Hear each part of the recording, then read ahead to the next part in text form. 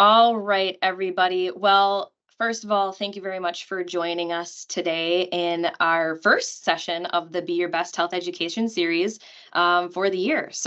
I'm really excited to be talking to you guys about goal setting for a healthy year. Today, it's actually one of my favorite topics, so I'm really jazzed to talk about this with you guys today. But first, I guess I should introduce myself. My name is Kayla. I'm a member of the Health Promotion Department here. And like I was saying, this is the first of 12 different sessions that will be running throughout the year, talking about just a variety of health and wellness topics that our various health promotion surveys and needs and interests have popped up for these topics. We hope you enjoy and get some valuable information and figure out how you can use some of these tips to implement them into your life. I will say, I know that it is 12 o'clock, so if you are hungry and want to eat your lunch, please feel free to do so. We'll have the cameras off for the remainder of the session, so you can eat without having to feel like anybody's watching you, and then we'll just go through the session. I will have time at the end of the session for any questions, but feel free to add them to the chat if you would like, or unmute your microphone and ask away. If you do find that you have a little bit more personal question or something that you want to talk about that's maybe not for an entire group, please feel free to email me at the end of the session. I'll give my contact information at the end, and then we'll get you set up with the help that you need. So let's get to it. We are talking about goal setting today and how to set us up for success for a healthy year. I wanted to say Happy New Year, but it is the 17th of January already, and I feel like it's already been like a lifetime in the last 17 days. I don't know how about you guys, but it still technically is a new year. So we'll keep treating it like it is. So today, we're going to go through a variety of topics. One big component of this presentation is actually talking about SMART goals, which is not just specifically health and wellness related, but I do want to give an overview of what SMART goals are, and then we're going to talk about how to specifically apply it into the health and wellness realm. Then we're going to talk about some practical tips to implement your goal. And then as much as I'd love to say that we're not going to experience challenges when we're trying to work towards a goal, we are, and we have to be prepared to overcome them. So we're going to talk about some strategies for that. And then we're going to talk about celebrating achievements. And then we'll wrap it all up for the day. So let's get started with just the SMART goal criteria in general. So SMART is an acronym for 5 different things here. So each letter has its own meaning and specific criteria for setting up a good goal. So this is not just health and wellness related. This is any kind of goal that you might want to accomplish. It could be at work, it could be at home, it could be, I don't know, something else, travel goals, something like that. It just really applies everywhere. So we're just going to go through this really quickly to understand the criteria, and then we'll go into health and wellness specifically. But a SMART goal is specific. So we really want to know specifically what it is that we want to accomplish. When we leave goals big and broad, it's really hard for us to have a good path and have a specific set of tasks that we want to follow or we want to accomplish in order to achieve our big goal. So we want to be as specific as we possibly can. We also want to make our goals measurable. So just identifying some way to measure and track your progress towards your goal. We also want to make sure that our goals are attainable. Are the goals that we have in mind, the way that we're thinking about achieving them, are they realistically attainable to our current lifestyle and circumstances? And if not, how can we modify it to make it as such? We also want to make sure that our goals are relevant. So making sure that they actually relate to things that we need to accomplish or something that we are interested or have a desire to accomplish, because that's going to help us stay consistent with how we're working on it and ultimately achieve success. And then finally, creating some kind of time frame or creating a time-bound component to our goal. When we have a deadline or a time frame that we're expecting to achieve our goals at, it creates a sense of urgency and gives us some ownership towards our goal and what makes us more likely to achieve success. So that's just the basic rundown of just SMART goal criteria. And like I said, this can apply anywhere, not just in health and wellness, but now we're going to take a step further and we're going to dig in specifically more for health and wellness. So S, being specific, right? First, our goal here, obviously, when we're talking about health and wellness goals, we want to be healthy. We want to be well, right? But that is a really big, broad thing to think about. That's a big, broad goal. Obviously, we want to be healthy and well. So we have to take it a step further, identify some specific target areas that we want to achieve, so we can start working towards that ultimate goal of health. And so when we start thinking about target areas, how can we put that down into some different pillars? So like the three pillars of health and wellness are really, again, comes down to nutrition, physical activity, and mental health. But even those are big and broad, right? So when it comes down to nutrition, what do each of us as individuals need to work on specifically to improve our nutrition? Maybe it is eating more fruits and vegetables. Maybe it is limiting our processed food intake, or maybe it is drinking more water and making sure we stay hydrated. Or physical activity. Maybe we do a pretty good job of just getting some moderate intensity physical activity, but we're lacking in muscle strengthening activities and making sure that we're keeping our muscles strong and our bones dense and all of that. Or mental health, maybe we are good at coping with stressors, but we also need to make sure that we take time to relax on a regular basis and make sure that we are doing things that we enjoy on a regular basis. So identifying those clear target areas that we want to go for. So for today's example and the purposes of the presentation, we're just going to run through kind of an example goal that we can stick with, and which could be just adopting a healthier eating pattern. So that's our target, right? What are some specific, clear, concrete objectives that we can follow or that we need to accomplish in order to get to that target? So it could be increasing our fruits and vegetables to the recommended amount of servings per day. But we have to take that another step further. How are we going to do that? So you could break it down into how you're going to get those fruits and vegetables in. Maybe it's one serving of fruit with breakfast, a snack in the mid-morning with fruit. For your snack, making a serving of vegetables at lunch, and then having another serving for an afternoon snack, and then having a serving at dinner. Boom, there you are. You've got your whole 5 servings of fruits and vegetables a day planned out, and it gives you a better idea on how you're going to achieve it and how you can plan to implement that. Also, when thinking about breaking down those objectives and tasks, think about who is involved, what needs to happen in order for us to achieve the goal, where it's going to happen, when and why. So the who, what, where, when, why mentality really helps us plan and get everything all together. So be specific as you possibly can. Then we want to make it measurable. So when it comes to health and wellness, there are a lot of various metrics that we can use to measure our progress. Depending on what your goal is, you could have a concrete measurement. Like if you are trying to manage weight, it could be a simple weight measurement on the scale and tracking that and using that to measure your progress. Or it could be just kind of a body composition style where you measure body fat percentage or waist circumference or any other kind of body circumference. But when it comes to other things like nutrition, it could be simply tracking each day how many servings of fruits and vegetables you're getting.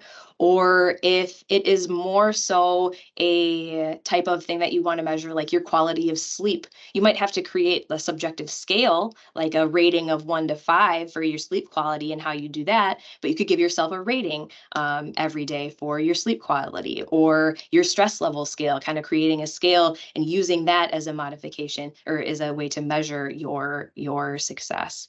We talk about tracking too. So tracking is an important piece of this, just because it gives you a sense of accountability and it allows you to see your accomplishments when you look back at it. And it just allows you also to identify any adjustments that you need to make along the way to make sure that you continue progressing. So you can do this by journaling, checklists. There's a bunch of mobile apps out there that you can use. And what's nice with the variety that's out there now is you can pick one that really tailors your personal preferences and your lifestyle. But any way that you can track your data, it's really what it is, it's data, will allow you to keep your progress going and for you to find something that's measurable.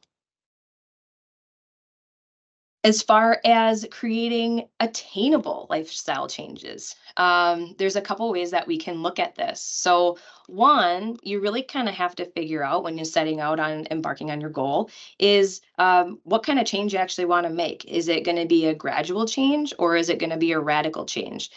And now, what you choose truly depends on your personal preferences, the nature of the actual goal, and in your individual circumstances. So, to give you an example of like a gradual versus a radical change, if we're trying to adopt our healthier eating pattern, right, a gradual change would be just replacing unhealthy snacks with nutritious options, and slowly incorporate more fruits and vegetables and whole grains into your meals. A radical change, and this is extreme, would be to transition to a plant-based diet overnight and eliminate all animal products. So that's kind of like, boom, we're doing it all right now, versus that slower, more gradual approach. And like I said, that is dependent on your needs and interests, your personal preferences, and what your circumstances are. And when it comes to creating goals that are attainable, we're trying to achieve our target, right? We want to make sure that we incorporate realistic adjustments. So ensuring that your goal is practical and achievable, based off of your circumstances. And when it comes down to is knowing yourself and understanding your current capabilities, strengths, and personal limitations. So do you have the skill set required to achieve your goal, or do you need to work on a smaller goal that will help you prepare to take this goal on first? So really peeling back the layers of the onion to identify what it is that you need to work on first and what is going to be most attainable, for you. Then also, if you don't have the skill set that you need to achieve the goal, are there external resources that you could use to help you get started? Do you need to do some research about the topic before starting? Or do you need to work with a health coach that can help you get started? Or if you're trying to get into the gym or do more physical activity, maybe some weight training or something like that, do you need an intro session at the gym with a personal trainer just to help you learn the basic fundamental movements, to help you get started? So if you need to, seek those external resources and don't be afraid, and then that makes it more attainable, right? Now we got to make it relevant. So we talk a lot about this and how, in a lot of our health coaching sessions about how the goal relates to your personal values. Okay. What is most important to you? And if those goals that you have resonate and align with your values, you're more likely to pursue those goals and stay consistent with them. So when it comes down to it, and if you don't know your personal values, I challenge you to go out and figure out what it is. What's most important to you in life? There's a whole bunch of different ways you could identify with your personal values, but then find a way to make those goals that you have bounce back and have some kind of impact on your value or on your personal values. So how does that relate to you specifically, and how does that impact your life? So let's just put it into an example. So let's pretend that your personal values are your family or relationships and independence. If we're trying to eat healthier and try to adopt a healthier eating pattern, we could try and find an alignment with those goals. So being healthy allows, for more quality time with your family, and allows you to be there and be present and go on the vacations and excursions and all of that. Practicing healthy habits also, if you're a leader within your family, can help you lead by example. It'll show the other family members and friends that it's possible and you can practice healthy eating habits and you can do it.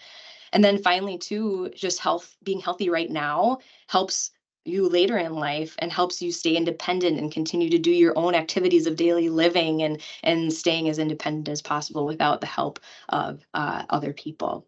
So that's kind of how we can relate it to those personal values. And then finally, too, one thing to consider is when you're setting out this goal, determine if it's actually needed or you actually want to do it. It's going to be really hard if it's not something that's even relevant to your personal needs and interests. So make sure it's something that you need to do, right? All right. Finally, creating time-bound action plans. So first is really setting some short-term and long-term milestones. An example could be when we're adding more fruits and vegetables. A short-term milestone could be just increasing your daily fruit and veggie intake to at least 5 servings a day. That could be that short term. But long term, we want to make an actual habit or change that true lifestyle behavior, to incorporating a variety of fruits and vegetables with every meal. So we want to see like what we need to work on in the short term, but then long term, what do we want to achieve? Also, we want to create a realistic time frame for our health improvement goal. So Consider your current lifestyle, commitments, and complexity of the goals. So when we talk about adding more fruits and vegetables, right now it might seem like a good time to start, and you should be able to make it a habit within the month. But what happens when you have a child that starts a baseball season and suddenly you are busier on the weeknights and you're traveling more on the weekends to get to tournaments? Maybe that timeline that you have in your mind should be pushed out through 9 months or throughout a year to accommodate those different seasonal lifestyle changes. Throughout the year, we have different things that come up, and we might have different patterns of busyness, or our schedules might look a little bit different. So when we're trying to change our behaviors around specific things like food and physical activity and mental health, what kind of different seasons bring different challenges. So that brings us through the SMART breakdown for our health and wellness goals, but let's actually talk about implementing them and how we can be successful with that. So number one, we can have big, big goals, right? And I always want people to dream big and work towards those things. And we want to make sure that we have that target in mind. But the biggest piece is breaking down that large goal into smaller tasks and working on one or two of those small tasks at a time so you can keep chipping away. And each time that we have those small tasks that we're trying to achieve, yes, we have our path towards that goal. It might not be a straight path, but we're going to find different roads to take along the way. And as long as those roads still get us there, that's all we need to do, right? Make sure that we keep making progress. And so by achieving those smaller tasks, we're going to stay more successful and stay more consistent with those things. We also want to build a support system. So involving your family and friends, they want to be in your corner and they want to help support you too. The more people, the merrier, right? We want to make sure that we have that support system there to help us, and keep the ones that are supportive close, right? Also seek out other resources if necessary. So like, for example, as a member of the cooperative, you have access to our health coaching services and other case management services. Get those resources if you need to, and we're there to help you and be in your corner. And the more people that can be in your corner, kind of pushing along the way, the better is your outcome's going to be. Also, in terms of just monitoring and adjusting your goals, we go back down to that measurement component of our SMART goal criteria. Keep a regular assessment or regularly assess the progress towards your goal. Keep tabs on your tracking and see how things are progressing. And then be flexible and adapt to any changing circumstances. So if you find yourself at a standstill or something just isn't jiving right, or you have a change in your overall lifestyle, which happens, life throws us curveballs all the time. It does not mean your goal has to be sabotaged. It just means we might have to look at it a little bit differently, or we might have to work on something just a little bit differently or tweak it or something. So when a change like that happens, we sometimes we make it really big in our head, and truth be told, a lot of those little changes and a lot of those little setbacks or changes in circumstances, they're not a big deal. We just have to be willing to adapt to them and move on. So like I said, obstacles are going to come our way. I mean, life is life, right? We have all these things that change all of the time. So having a plan to overcoming our obstacles that are going to happen will help us set us up for success as well. So the first thing is just really identifying any potential obstacles that could get in your way. Has there been anything that you've worked on in the past that you encountered before? So what kind of obstacles did you encounter while working towards a goal in the past? And then what did you do, or what kind of systems did you put in place to jump over those hurdles and go around those obstacles and make them happen? Repeat what worked. Don't repeat what didn't work. Repeat what worked, right?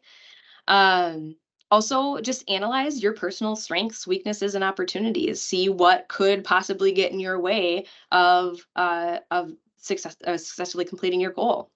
And then also seek input from others. If you have people in your life that know you really well, they might be able to help you identify any potential obstacles that you have. For example, like maybe you have a family member that needs to tell you, like, hey, by the way, so-and-so has their baseball season coming up. What are you going to do for when you're traveling?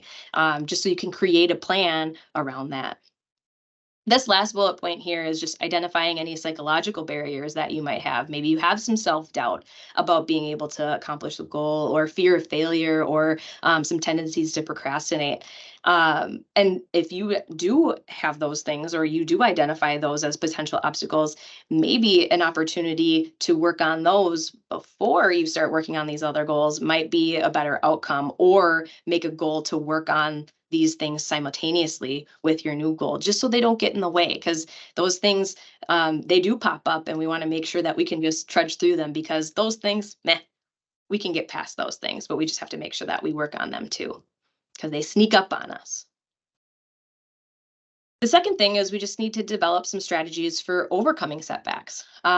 So, what kind of contingency plans can we put into place for setbacks before they occur?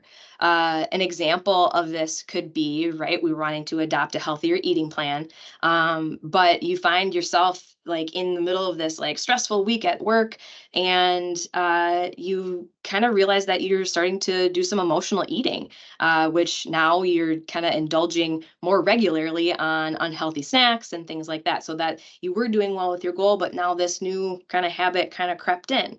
So a contingency plan, you realize that you're doing it. Maybe identify those triggers and patterns that are causing that emotional eating, so you can take care of those. Stock up on healthy alternatives. Don't have the bad stuff in the house. Try and push that away. And maybe practice some mindful eating to help you develop a better relationship with food, so we don't have to go towards that emotional eating as much, right? The final thing is really trying to cultivate resilience and perseverance. And in the whole big picture, it's staying positive and just trudging forward, right? Because the challenges are going to come.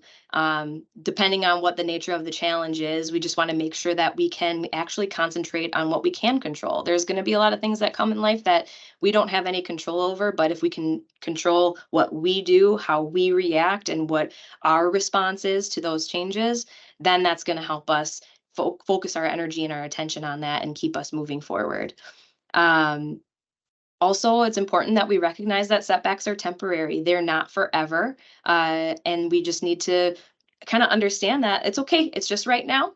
And we just got to keep moving forward and just develop that ability to bounce back and persevere and keep moving forward, because you can do it. You can do it. You can do it. And you have to believe that you can. Okay.